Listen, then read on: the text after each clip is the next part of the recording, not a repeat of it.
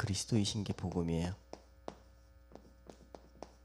예수님이 그리스도 일을 하신 거죠. 예수님이 그리스도 일을 하신 게 왜 복음이냐 하면, 이 땅에 우리는 태어나는 순간 문제를 가지고 태어납니다. 무슨 문제를 가지고 태어나냐?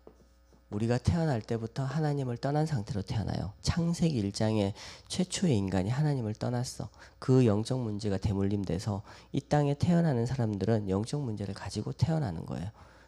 이게 무슨 말인지 이해가 잘 안 되죠.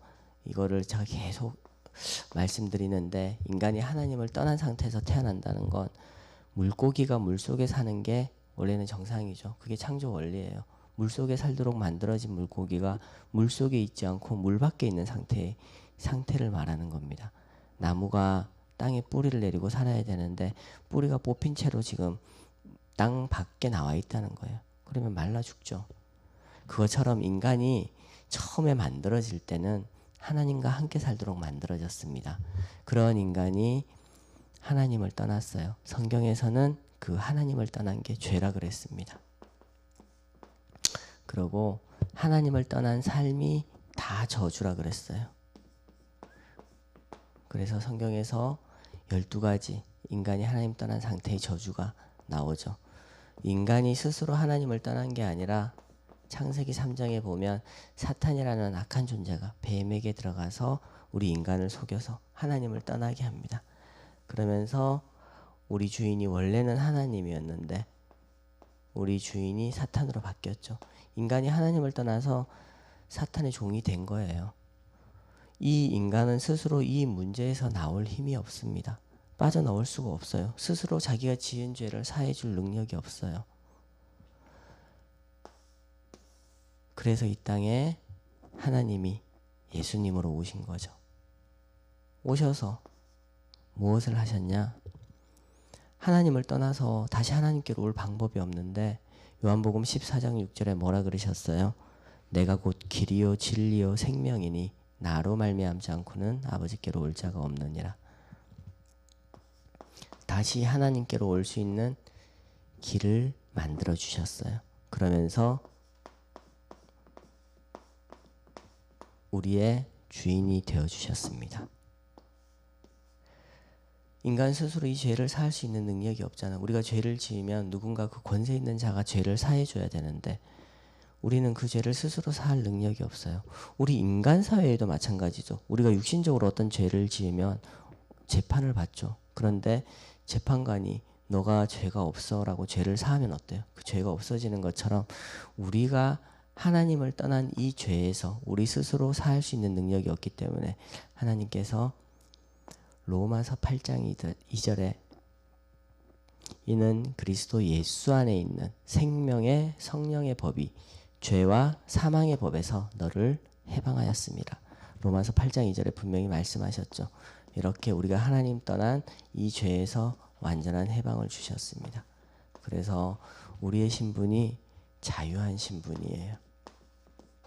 우리가 자유하지 않았냐? 자유하지 못했죠.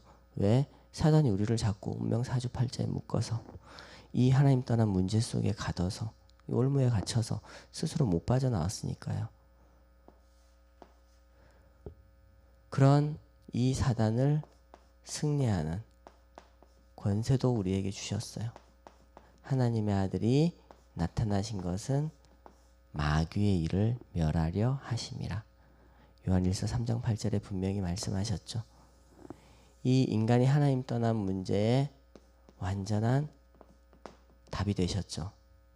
그래서 우리는 이 답 속에 있는 신분으로 바뀌는 겁니다. 이 일을 하신 분의 이름이 예수님. 예수님이 오셔서 하신 일, 이 일을 그리스도 일이라고 해요.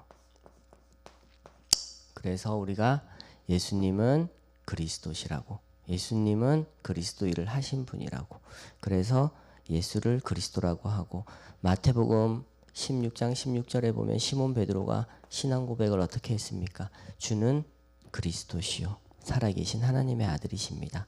그 주가 누구예요? 예수죠. 우리의 주인, 우리의 주인이 예수님이시죠. 그 예수님이 그리스도 일을 하셨다고. 그래서 마태복음 16장 16절에 이 신앙 고백을 했죠. 이 신앙 고백이 오늘 나의 신앙 고백입니다.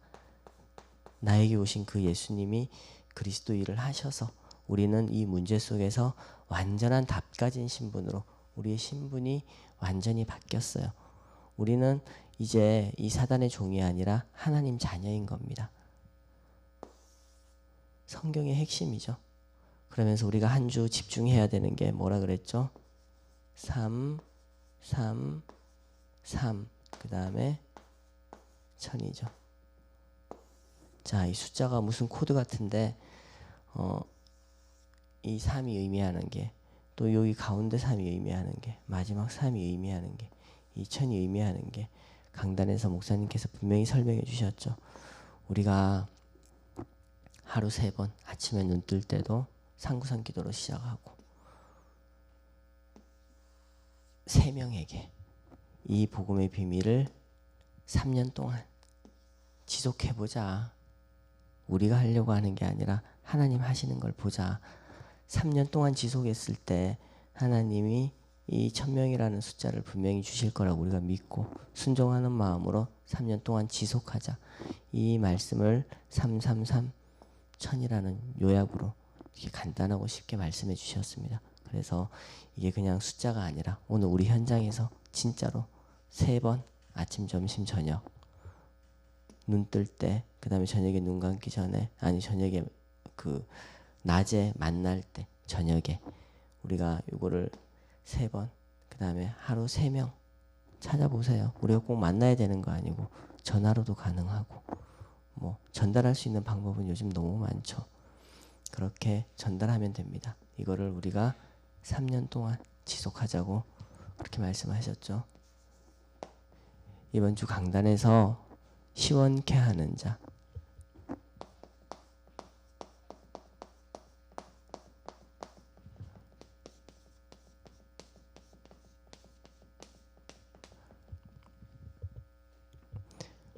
시원케 하는 자, 이번 강단의 제목인데 저를 보니까 참 하나님을 답답케 하는 자였구나, 그걸 많이 확인했어요. 회개했습니다. 자, 우리 하나님을 시원케 하는 자가 어떤 자라 그랬죠? 하나님을 시원케 하는 자.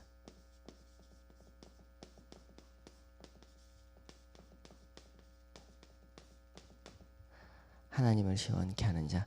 이 고린도 교회로 5명을 보낼 때 그 5명이 뭘 알았다 그랬어요? 재앙이 왜 어디에서 왔는지를 분명히 알았다 그랬잖아. 우리 재앙은 여기서 시작됐습니다. 인간의 재앙은 하나님을 떠난 상태에서 모든 재앙이 시작된 거예요. 여기가 근원입니다. 죄의 근원이에요. 인간이 하나님을 떠난 그 상태가. 그런데 우리에게는 완전히 답이 있었죠. 이 고린도 교회로 보내진 이 5명의 정말 이 중직자들, 재앙이 어디에서 왔는지 원인을 알았죠.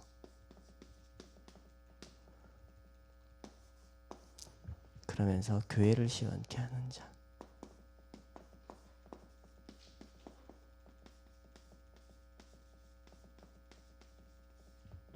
교회를 시원케 하는 자. 어떤 자? 영적 서밋으로. 우리는 서밋은 뭐라 그랬어요? 왕이라 그랬죠. 근데 우리는 왕을 살리는 자가 되라 그랬어요. 그래서 우리는 서밋이 아니라 영적 서밋이 되라 그랬습니다. 우리 있는 현장에서 정말 왕을 살릴 수 있는 우리 믿음의 렘넌트들처럼 우리도 우리 현장에서 죽어가는 자들을 살릴 수 있는 영적 서밋이 되라고 말씀하셨죠. 그러면서 후대와 미래와 전도자를 시원케 하는 자가 되라고 분명히 말씀하셨습니다. 그래서